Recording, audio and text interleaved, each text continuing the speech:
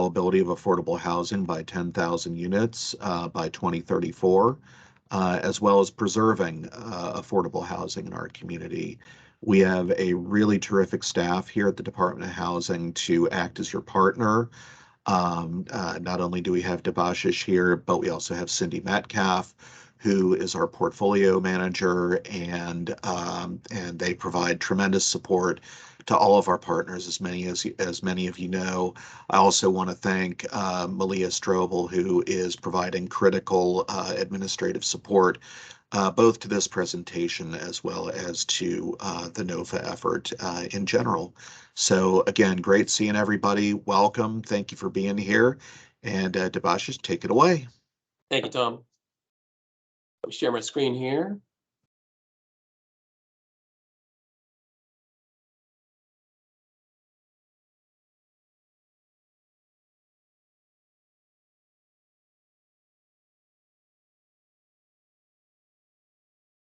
Okay. So the FCRJ wishes to thank you for joining us. So as Tom has mentioned, our goal, as stipulated by the Fairfax County Board of Supervisors, is to produce a minimum of 10,000 new units of affordable housing by 2024. And this includes no net loss of the county's already existing stock of affordable housing. Now, some strategies we'd like to use to get to that goal of 10,000 new units by 2034 include investment of public land. We can do this by way of providing ground leases from the Fairfax County of a land that's owned by the county to developers, which they can develop their affordable housing units on. And this is through the PPEA program, which we regularly release RFPs for. We also wish to reach that goal by incentivizing affordable housing through development policies, by streamlining our permitting and zoning process through the county's DPD, Department of Planning and Development. We also wish to incentivize local, state, and federal sources, or invest local, state, and federal sources, such as the Housing Blueprint Fund or the Tysons Housing Trust Fund, or from Virginia, from the state level, such as Virginia Housing Reach Impact Funds and Virginia DHCD Housing Trust Funds, or from the federal level, such as CDBG funds, home funds, and ARPA funds. We also wish to provide housing for vulnerable populations. This includes the mentally and physically disabled, formerly homeless individuals, populations with special needs, and the elderly population, or people over 62 years of age. And we wish to invest in supportive infrastructure to create communities of opportunity, and use the Moving to Work Authority to maximize impact. More specifically, the FCRHA is a Moving to Work Authority, so we can use certain funds and target them towards affordable housing. Now, for this fiscal year, FY23, we have over $51.9 million available. This includes $31.7 million in Housing Blueprint funds, which is more specifically from the Affordable Housing Development and Investment Fund, but given as a Housing Blueprint loan. There's also $1.2 million available in the Tysons Housing Trust Fund. And recently from the federal government, there is the ARPA funds, or the Federal American Rescue Plan funds of $19 million, which we distribute to our development partners. Now, some details about the application process. So basically, for multifamily projects or family or projects with 5 or more units, you can apply via the Fairfax County Department of Housing and Community Development ACD website. More specifically, you can download the PDF application from that website. And then once you have all of your attachments ready and you've completed the application, you can request a link from HCD staff, and we'll provide that link through which you can upload your application and attachments to our share file folder, at which point HCD staff can begin reviewing your application. Also, our underwriting criteria and the NOFA is basically guided by the FCRHA funding guidelines, or the Loan Adjustment and Financing Policy. And you can find this policy on the HCD website as well. Now, just like last fiscal year, the last NOFA cycle, applications will be accepted on a rolling basis through June 30th, 2023, or until all of the funding has been committed for fiscal year 2023. Now, it's important to note for projects that are looking for 9% low-income housing tax credits, or LIHTC, and looking to submit their 9% application in March of next year. The applications for our financing must be received by 4 p.m. on October 1st, 2022, in order to ensure timely awards. More specifically, we have a thorough review and approval process which can take a few months. And in order to provide us and HCD staff with appropriate lead time to review and then ultimately get our funding to approval by the various boards that we take the applications through, we require that you submit that application by October of this year. And so that we can get the approvals in place, have the lead time to go through that process, and then ultimately provide you with the commitment letter, which you can then use to submit with your 9% tax credit application in March of next year.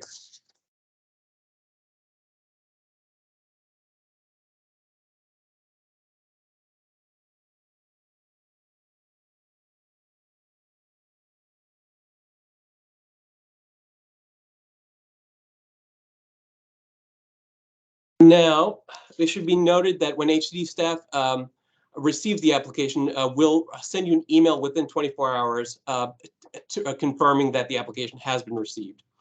The applications requesting funds will be reviewed by the Selection Advisory Committee, or the SAC, and then the SAC will make a recommendation to various boards, including our committees, including the Loan Underwriting Committee within the within ACD, or Housing and Community Development, and then to both the 3P Committee, or the Finance Committee, and the full FCRJ Board of Commissioners, as well as to the county, Fairfax County Board of Supervisors, as to which projects, if any, to fund. And of course, these approvals are needed before we can ultimately provide a commitment letter for funding to your project. Now, a few guidelines you should be aware of when we review our applications. In terms of income targeting for our Blueprint loan, Tysons Housing Trust Fund, and the ARPA funds will be at 60% AMI or below. LIHTC income averaging will be considered for projects, but please keep in mind that even with LIHTC income averaging, the rents and incomes can be no higher than 80% of AMI. Also, projects should comply with Virginia Housing Total Development Cost per unit and cost per square foot guidelines. More specifically, this year, Virginia Housing started or allowed that as long as you meet one of these criteria, either total development cost per unit or cost per square foot, you could be awarded tax credits, and we're following those same guidelines. You should note that these calculations do not include acquisition costs. Also, as a part of our application process, we have a strong preference for projects that use FCRJ bonds in 4% LIHTC deals, and we give additional points to those applications that do use our own bonds. Now, HCD staff will evaluate funding requested per unit based on population served. This means more specifically what AMI levels are being served, such as 30%, 50%, or 60% AMI, to give an example, and the reasonableness of projections. So our target in terms of per unit cost is $85,000 or less, because we found that per unit cost to be most efficient. And now your project could go higher, but just note that less points will be awarded to projects that have a higher than $85,000 per unit level. We have respondents should maximize efficiency of local, federal, and state funds awarded through this NOFA. And this is basically, again, tied to the per unit amount. We want to see it as low as possible. And we want to see a diversity of or multiple different financing sources so that you're not overly dependent on one source, and that you have a diversified capital stack. Also, funds awarded through the NOFA should leverage other sources of funding. More specifically, we target a leveraging ratio of 4-to-1 or greater of non-county resources.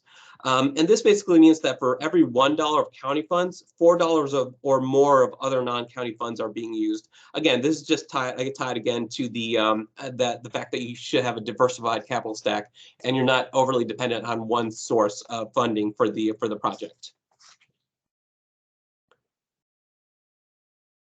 Now, for some changes for this fiscal year include that this year's NOFA is taking equity and diversity of applicants and their vendors into consideration as part of the One Fairfax program.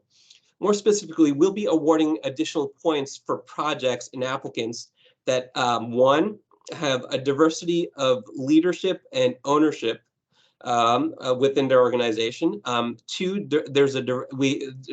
applicants show a diversity of subcontractors and within their development team.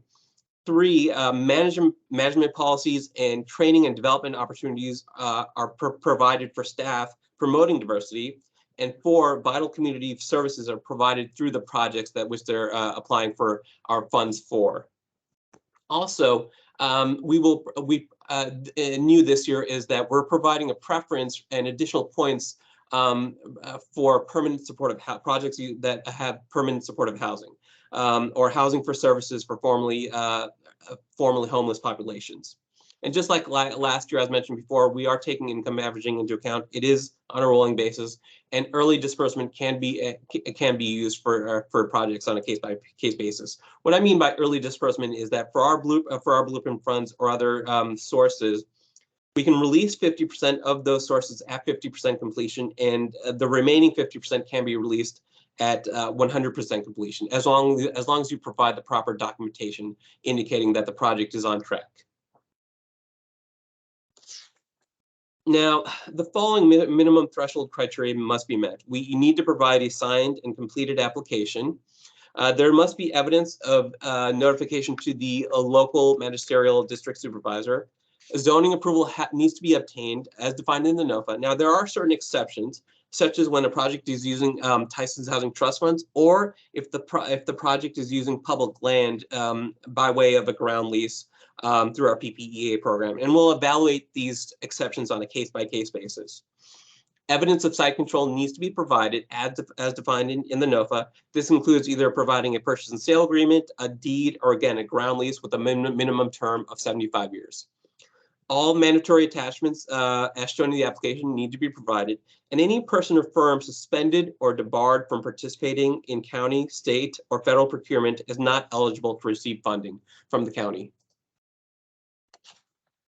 Now, in terms of the housing blueprint and Tysons Housing Trust Fund specifically, a preference will be given to projects with at least 50% of the developer's fee as deferred, or DDF. So that not all of the profit is being received upfront, and that some of the developer fee is being paid from cash flow. This is of course subject to the 15-year LIHTC rule, in which the deferred developer fee needs to be paid within 15 years after construction completion. Now, the Housing Blueprint Funds and Tysons Housing Trust Funds will be given in the form of a loan, not a grant, which are paid from net cash flow in the waterfall. The project must appraise under the scope of the proposed financing structure and should demonstrate sufficient collateral for the Housing Blueprint loan and/or Tysons Housing Trust loan on a restricted rent basis or with a forced liquidation decontrolled value. What this essentially means is that our blueprint loan goes into the project as a second-tier loan, and if also given housing trust provided a housing trust fund loan, that would go in as a third-tier loan, along with the first mortgage, which is in the first-tier position. All of these loans need to be fully collateralized by the appraised value of the project, so that in the case of a foreclosure, both the first mortgage and our housing blueprint loan, or possibly our housing trust fund loan, will be fully paid off based on the sale value of the property itself. To give a further definition of the forced liquidation decontrol value, what that means essentially is that's the value of the property that's sold at foreclosure, but the affordability is maintained on units for 3 years before the rents are reverted back to market rate rents. Now, various underwriting criteria must be met. This includes a debt service coverage ratio of 1.15 or higher, a loan to value ratio of 100%, including the first mortgage and the blueprint loan, and possibly a housing trust fund loan. And there must be a full payback of the annual interest amount every year through cash flow. And there are other various underwriting criteria as well if you want to review the NOFA to learn more. Now, regarding the Federal American Rescue Plan Act funds, or ARPA funds, the Board of Supervisors has identified $19 million in ARPA funds for this purpose for this fiscal year in FY23. And unlike last fiscal year, the ARPA funds may be more flexible compared to last year's cycle because the IRS has provided new guidance which states that ARPA funds can be used for gap financing in addition to acquisition financing, both for rehab and new construction. Now, this new guidance is currently being reviewed by the county attorney, county attorney's office for further details, and we'll provide those when they are ready. Also, further guidance relative to the geographic areas where ARPA funds can be deployed is in development. For instance, we're looking to see if these ARPA funds can be used in certain jurisdictions, such as Fairfax City or Falls Church. And we'll provide additional guidance when we have more definitive details on how these funds can be used. Just some additional details for you regarding our funds. So all new construction must verify that the soils utilizing the Fairfax County, verify the soils utilizing the Fairfax County soil map tool and include a printout of the map. Now, HCD staff may hire a third-party firm at its own discretion at the expense of the borrower to provide a physical needs assessment to verify that the proposed rehab scope of work is sufficient for that particular project. For the FCRJ purchase of land, an applicant may propose an option for the FCRJ to acquire the land as part of the project's overall structure, and will evaluate this acquisition based on the feasibility of the land purchase, as well as the scale, affordability, and benefit offered by the proposed development. Some criteria we'll look at are the total cost of the acquisition, the cost per unit, and whether the acquisition loan which we could potentially provide is sufficiently collateralized by the appraised value of the future building and land.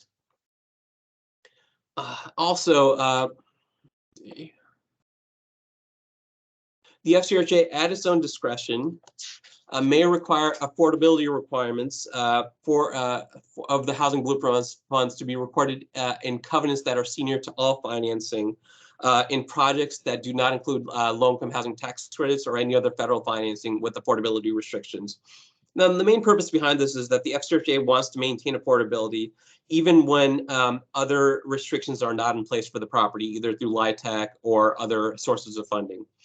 And we would like to see equity contributions for the project that includes equity from the owner, sponsor, or parent company. And this does not include a deferred developer fee or third-party grants flowing through the owner, sponsor, or parent company as a source of funds, because we want to see that the developer has some skin in the game in addition to other funding sources that are provided in the capital stack. So after this meeting, if you have any further questions, you can email us at rha@fairfaxcounty.gov or call us at 703-246-5170. And with that, I will open it up to any questions. Thank you.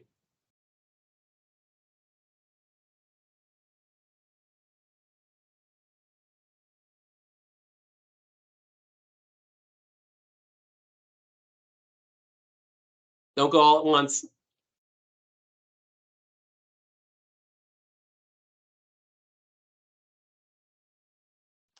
So I have a question in regards to the ARPA funds. You had mentioned earlier that all of the funds are offered as a loan, not as a grant. Are all of the ARPA funds administered as a loan, or would those be administered as a grant potentially? They're usually administered as a loan. That's how we've done it in the past. I don't know of any instances where it would be provided as a grant, but Tom, do you have any further details on that? Thanks very much, and good morning, Celissa. It's great to see you. The long and short of it is that our usual practice is to provide these funds as loans, and then have the affordability controlled, by deeds of trust. So, as of right now, the plan would be that these would go into deals as loans. All right, thank you, Tom. Yes, ma'am.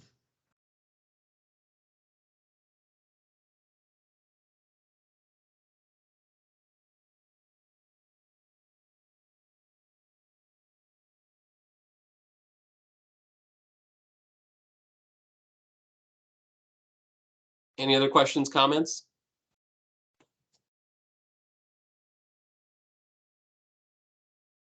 Okay, seeing or hearing none.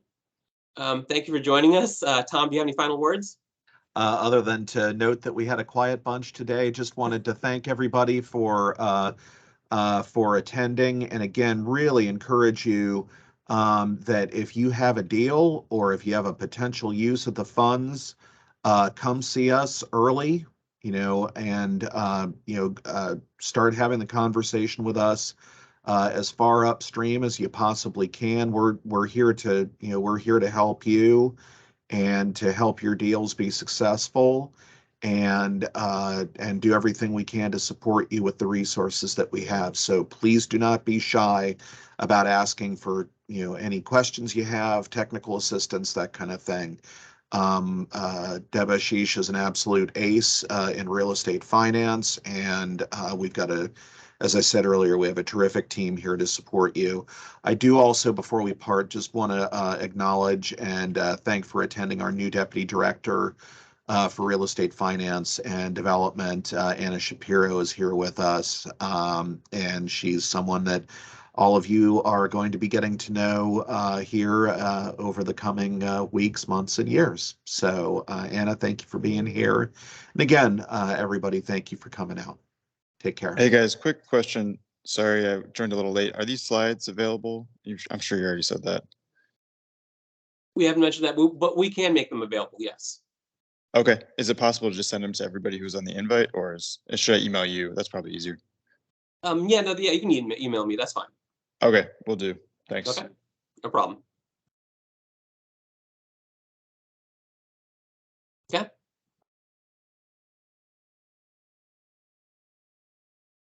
All right, well, thank you, everyone. Thanks for joining us. Have a great rest of your day. Thanks, Debbie. Thank you. All right, bye. Bye. Thank you.